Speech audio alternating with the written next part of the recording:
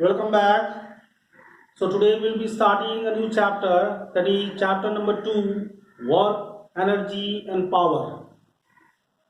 So it's going to be very interesting chapter, students, because there are many examples. Okay, many examples are given here in this chapter which is related to our day-to-day life. Okay, so that's why the chapter is going to be interesting. Now see, this chapter is related to work, energy and power. So in this chapter, we'll try to understand what exactly the work, what exactly the energy and what exactly the power means according to physics. When the work is said to be done in physics, that we are going to discuss here, okay, in this video. If you are sitting on the desk, on the table, this one, what you call on the bench or on the chair, okay, and you are studying continuously, you are doing your homework. According to physics, no work is done.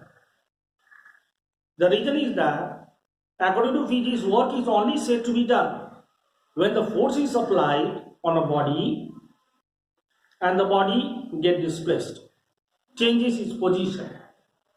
Then only work is said to be done. So if you are asked about what is work, then you need to define by saying that work is said to be done when the force is applied on a body and the body gets displaced in the direction of force applied. Okay, so there must be the displacement of the body, that is, the body must change the position. Force must be applied on the body and the body must get displaced in the direction of force applied. Okay, so these things are there. So this is how you are supposed to define work. Now next comes, so from here what we understand, okay, one example like pushing a wall. Okay, when you push the wall, that time also no work is done. The answer is, why, the reason is, when you push the wall, okay, you are applying the force, but the wall is not getting displaced, it's not changing the position. So that is why no work is done on pushing the wall. Okay, so this point you need to remember. Now next is, now from here what we understand is that in order to calculate the magnitude of the work done, okay, the value of work done, so what we see is that the work done mainly depends on two main factors, okay, and they are, number one, factors affecting work, or only the work done is dependent. Let me write here, factors on which work done depends.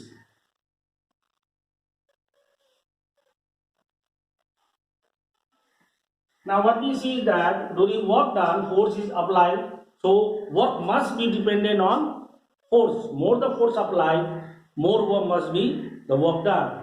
So that is why we can write here that the factors on which the work done depends are, number one, magnitude of force applied, magnitude of force. Okay, suppose there is a body, this one, okay, you are applying the force F and the body gets displaced through a distance of s, okay, through the distance s in the direction of force applied. Okay, so that means here, in order to calculate the work done, what we'll do is that, okay, we need the value of F and then the value of displacement, that is s. Okay, number two is displacement.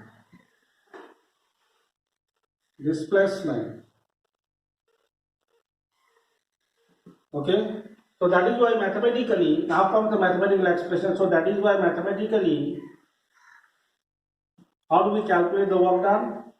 Work done is equal to force into displacement. Okay, force into displacement. So this is the mathematical expression of work done. Okay, so mathematically work done can be calculated by applying the formula, that is force into displacement. Now next, when the work done or when the force is applied with certain angle, okay, that time how we write the mathematical expression that we are going to understand. Okay, now next.